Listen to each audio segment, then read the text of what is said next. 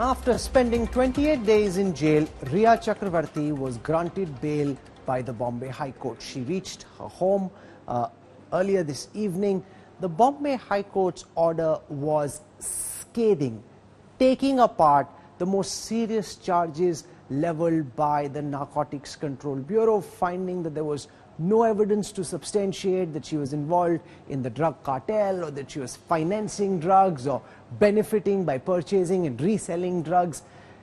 The Narcotics Control Bureau frankly has massive embarrassment to deal with, because the most pressing charges is not just the fact that she was given the bail order, which is why I've been saying since the morning, everyone who was defaming Rhea Chakraborty, finding her to be guilty, sentencing her, executing her, should really sit and read the bail order of the Bombay High Court judge. And if you don't have the time to sit back for a couple of minutes, as our Mumbai Bureau takes you through this very significant bail order, which really tears apart the NCB's case against Rhea Chakraborty. Here it is.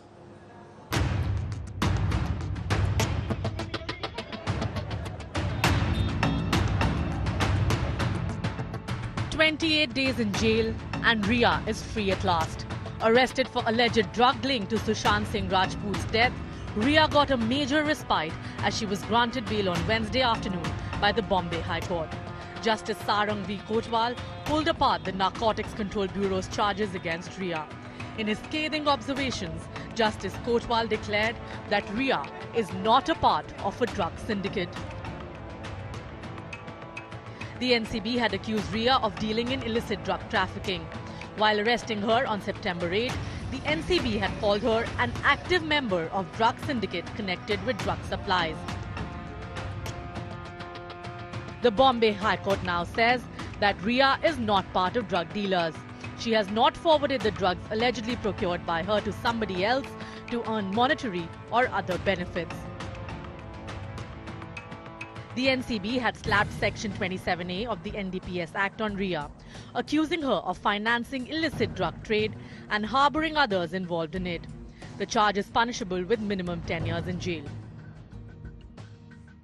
The court, however, observed that simply providing money for a particular transaction is not financing of that activity, and that financing will have to be interpreted as providing funds for operating and sustaining drug trade.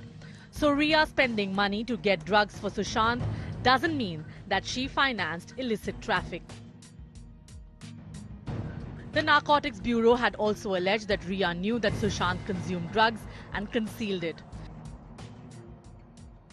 But even this allegation was demolished by the High Court, with Justice Sarang V. Kotwal saying that no drugs were recovered from Rhea or Sushant Singh Rajput's house.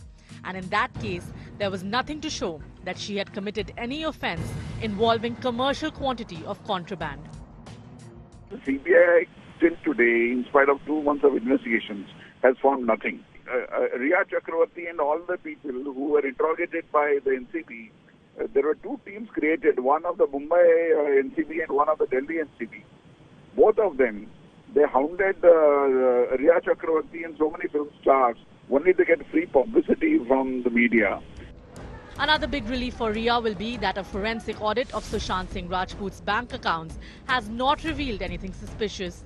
Remember, Sushant's family and the Bihar police FIR had accused Rhea of siphoning off 15 crore rupees. In fact, of the over 70 crore worth of transactions in the past 5 years by Sushant Singh Rajput, only about 55 lakh rupees were found to be related to Rhea.